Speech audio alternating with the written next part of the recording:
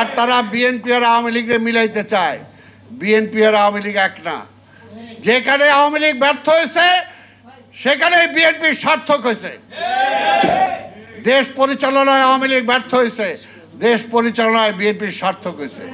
আমাদের এই আওয়ামী লীগ এই দেশে গণতন্ত্র হত্যা করে বাকশাল কায়েম করছে, একদলীয় সিস্টেম কায়েম করছে, আবার বিএনপি এসে সেই গণতন্ত্র ফিরিয়ে দিয়েছে। আওয়ামী লীগ এসে মানুষের দুর্ভিক্ষ দিছে, বিএনপি এসে মানুষের মুখে ভাত তুলে দিছে। কাজে বিএনপি আর আওয়ামী লীগ এক না, এক না। বিএনপি হলো এই দেশের সাচ্চা দল যে দেশটাকে গড়ে তুলতে পারে। এই কারণে তারা বিএনপিকে ভয় পায়। এই কারণে বিদেশ স্বদেশ যারা আছেন তারা বিএনপিকে ভয় পায়। বিএনপিকে ভয় পায় বলেই তারা বিএনপিকে ক্ষমতায় আসুক এইটাতে তারা খুশি না, কিন্তু জনগণ তো খুশি। বিএনপি ক্ষমতা আসলে জনগণ খুশি, সেই কারণে আমরা জনগণের পক্ষে আছি। আমরা নির্বাচন চাই। কোনো অবস্থাতেই আগামী ফেব্রুয়ারিতে যে নির্বাচন ঘোষণা দিয়েছে কোনো ষড়যন্ত্র করে লাভ হবে না, কোনো ষড়যন্ত্র করে লাভ হবে না।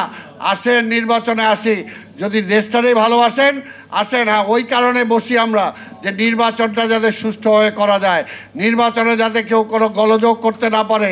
কারণ পরাজিত ফ্যাসিবাদ সীমান্তের ওই পারে বসেই আছে গোলযোগ লাগানোর জন্য, গোলমাল লাগানোর জন্য বসেই আছে। কাজে আসেন, দেশটাকেই যদি ভালোবাসেন একসাথে বৈশা নির্বাচনটা কীভাবে ভালো করা যায় আমরা সেই চেষ্টাটা করি। তা আমি আমার বক্তব্য আর দীর্ঘায়িত না করে আজকে ওলামা দলকে আমি ধন্যবাদ জানাই যে আজকে নভেম্বর মাসের আজকে প্রথম দিকে এই ধরনের আলোচনার ব্যবস্থা তারা করেছেন।